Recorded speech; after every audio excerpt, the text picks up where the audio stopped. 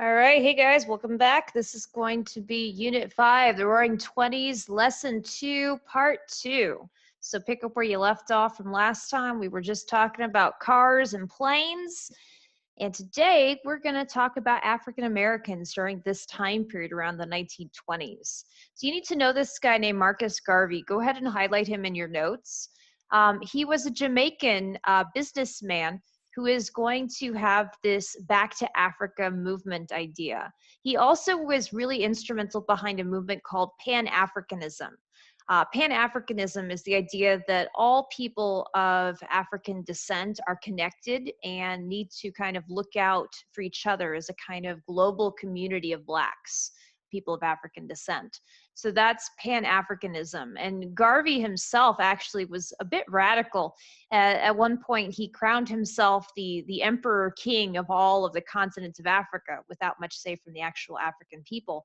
But his notion of African American equality, African American self-determination, and his ideas about, you know, the Black is beautiful, that Black businesses need to be promoted and celebrated and shopped at.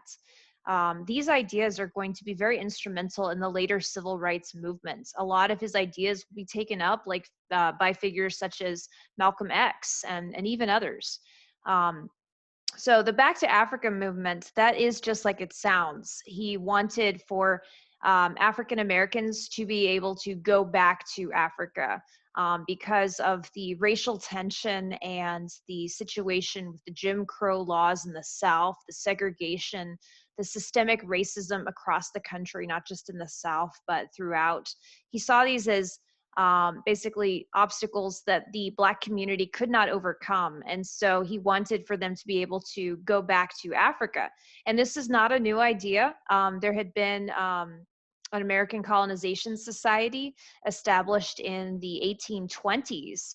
And actually sponsored by several American presidents that had gone so far as to establish an American colony of sorts in West Africa called Liberia. And that is still, when you look at the continent of Africa today, that is still a country that you can see on the map called Liberia. It means freedom.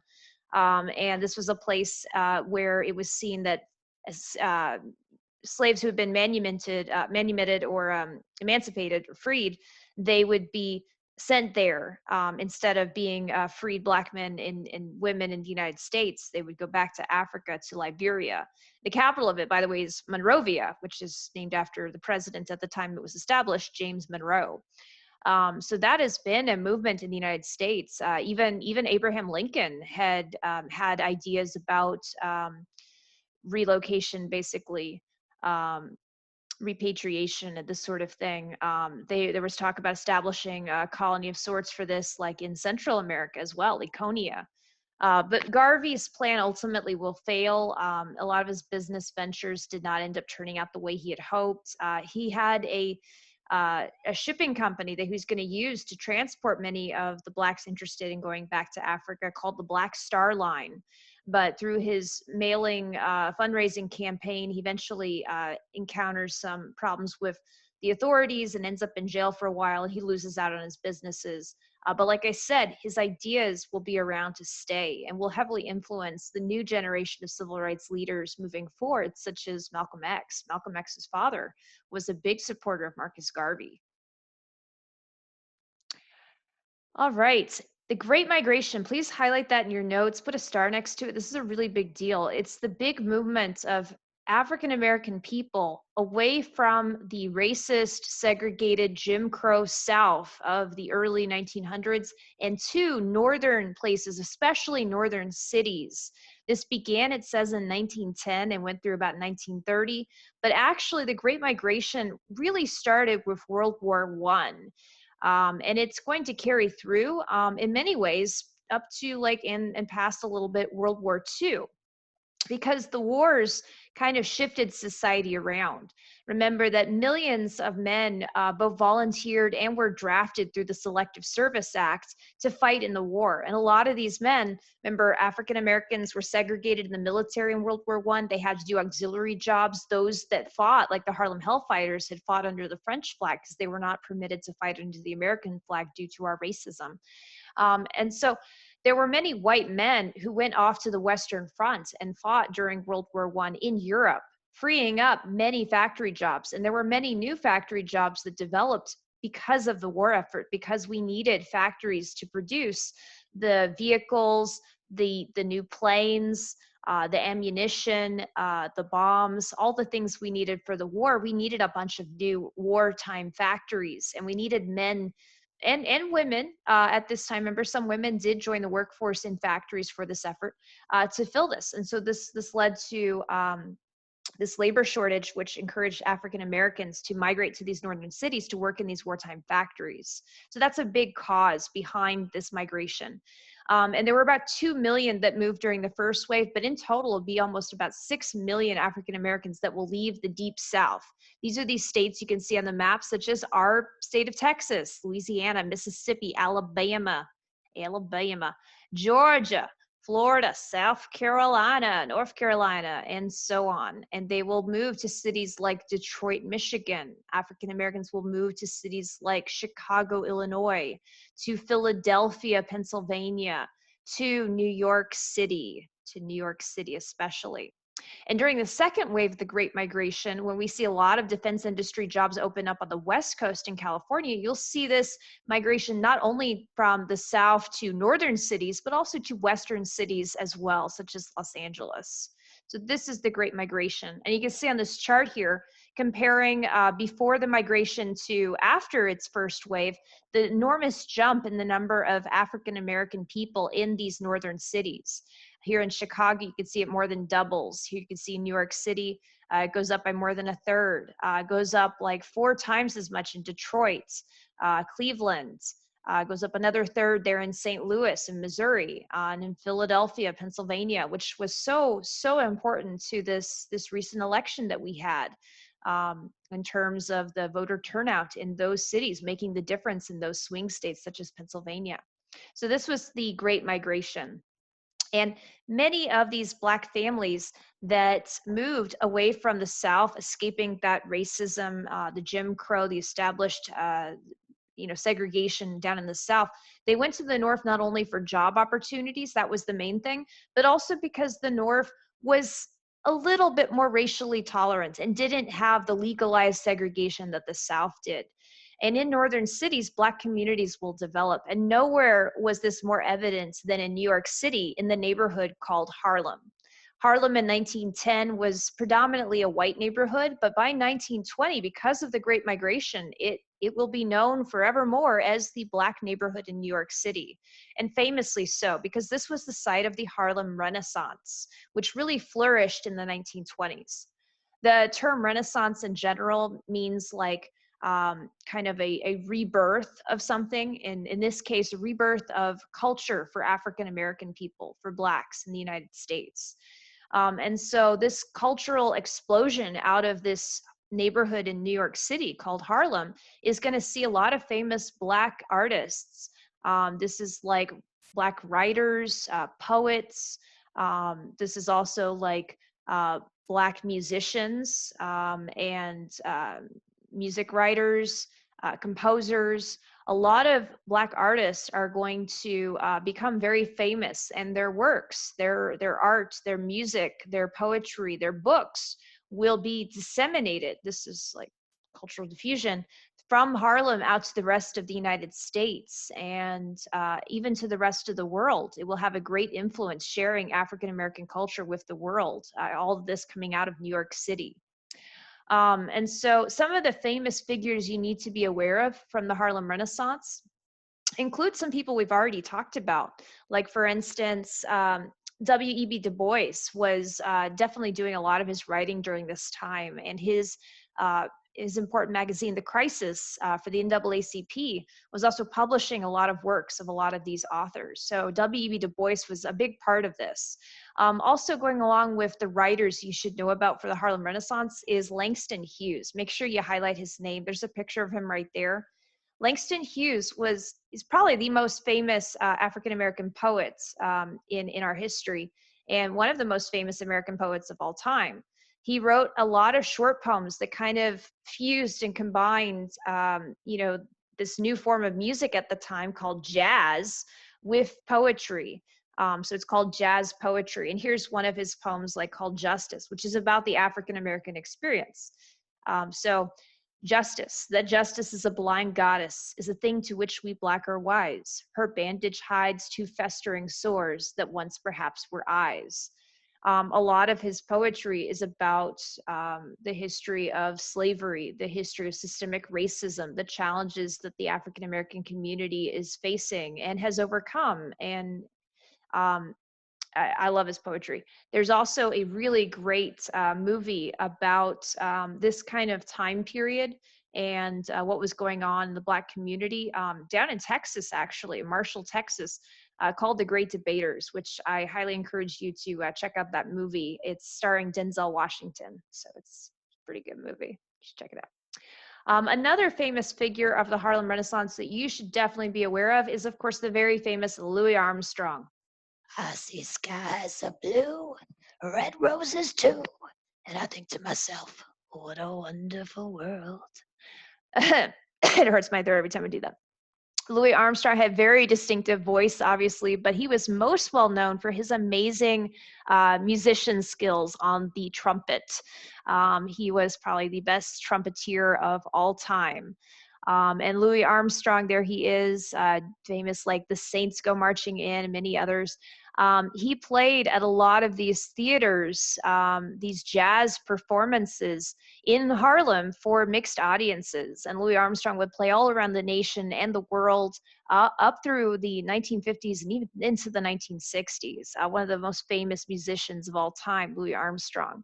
You should also know about Duke Ellington, one of the famous jazz composers, and his theater, the Apollo, where again, you'd see mixed audiences. You should also know that out of the Harlem Renaissance, it's not just the jazz music, it's not just the poetry of Langston Hughes or the Black authors, such as Zora Neale Hurston. Their Eyes Were Watching God, which is an amazing book. It was also the food as well. This is where African American food, that's an element of culture, is going to spread and become popular. African American culture becomes popular throughout. Not immediately and not everywhere, but it definitely is like a reimagining of what it meant to be Black in America, and that was very important because prior to this Harlem Renaissance, being Black meant being victimized. People of the tradition of the institution of slavery, and this gave a new understanding of what it meant to be part of the African American community. And you'll see jazz clubs, cabarets, these sorts of places that started off in Harlem spread, like I said, they'll become very famous and popular, like in Paris, France. So this is all from the Harlem Renaissance. Tin Pan Alley is a famous neighborhood in New York City. It's really kind of, I like to think of it as like the place the music came from. Because in the late 1800s and up through this time period when jazz and ragtime and blues, these new music styles were becoming so popular in the 1920s, this is where the sheet music was written. This is where publishers and the first publishing houses for music developed. If you wanted to get a copyright on a song, this is where you went. This is where music became commercialized, basically. So that is Tin Pan Alley. Some of the famous 1920s authors that you should know about, they're called the Jazz Age writers because the 1920s, the Roaring 20s, is also called the Jazz Age because of this new form of music, which jazz developed from African American rhythm and blues. But some of these Jazz Age white writers of the 1920s included F. Scott Fitzgerald. And Fitzgerald, picture right there, he and his wife Zelda Fitzgerald, they were both very famous. But his most famous work, this author, F. Scott Fitzgerald, was The Great Gatsby. And this was a book that characterized the 1920s like no other book. It was a book about a World War I veteran that came home, that made it rich through prohibition, through his illegal, bootlegging ring, and through the most glitzy, glamorous, high-end parties in in New York, and everybody attended, but he was so empty inside. And it was about how the culture of the 1920s had become all about material objects and how much stuff can I get, how much stuff can I buy, how much stuff do I see all around me. It's material things, baby, all about the materialism, like Madonna sings about in the 80s. But it doesn't mean anything. It's empty, it's cold. Material things don't mean a thing if you ain't got that love. So I'm not going to spoil how The Great Gatsby goes, because hopefully you'll learn about it and read it and watch the amazing movie that came out not too far ago, not too long ago, with starring what's his name, Titanic guy, Leonardo DiCaprio. Hopefully you'll see that in your English classes. So I won't spoil the ending, but it is a book about the 1920s, because it does all come crashing down.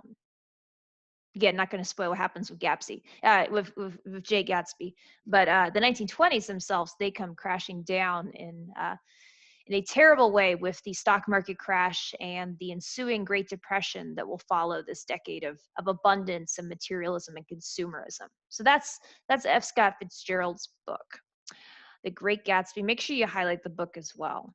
Ernest Hemingway, this man pictured here, he was an ambulance driver during the Great War.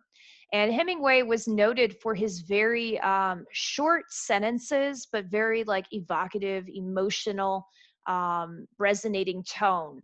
He was a man, and he fought for the woman he loved until he died. The end. That's kind of Hemingway's style. But some of his noted books are like For Whom the Bell Tolls, A Farewell to Arms, The Old Man and the Sea. He wrote in a very readable style, but it was very like emotional, very manly. And Hemingway, Fitzgerald, these authors, they ended up taking their literary prowess, their talents over to Paris, France during the 1920s, these jazz age writers, because Paris still allowed, legal booze and wasn't as constrictive by some of the conservative undercurrent of values that were running through America, like with the fundamentalism. So these jazz age writers, yeah, they set up quite a community in Paris, France, where they were kind of doing their thing.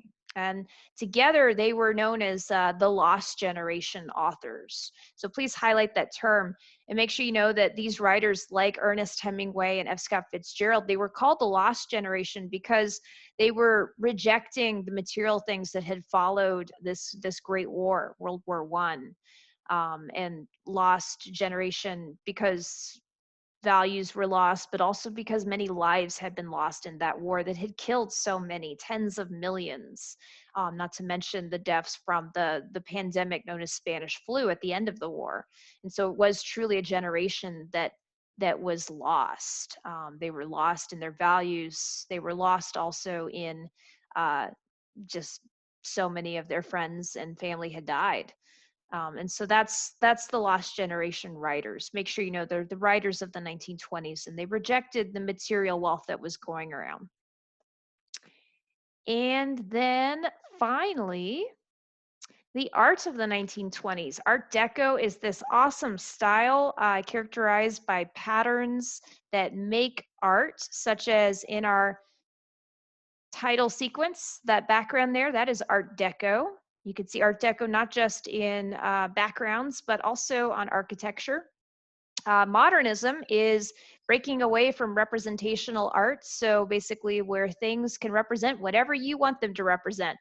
And I am not going to say on a recorded video what a beautiful flower like that is supposed to represent, but I will let you guys use your imagination, because you can believe it means whatever you want it to mean. And I'm not going to say that on a recorded video. Okay, and then surrealism. This is kind of cool. This is from Salvador Dali. He was one of the Lost Generation Spanish artists hanging out with Ernest Hemingway and F. Scott Fitzgerald there in Paris during their heyday, in the 1920s. And in this famous piece called Time, you can see that the clocks, those are clocks, what are they doing? Well, they're kind of melting, symbolizing, the idea perhaps that time is melting. Time is running away from us. The time is fleeting. You could take from that what you will. But that is kind of the surrealist approach. And so here's some of the new art styles that were going around during this time. All right. I hope you enjoyed this lecture. Thank you guys so much for listening. That is the end of lesson 2, the culture of the 1920s. I hope you enjoyed it a little bit more than the drudgery and the sadness that was part of lesson 1. Make sure at this time to do your summary, answer the essential question. I will talk to you later. Bye.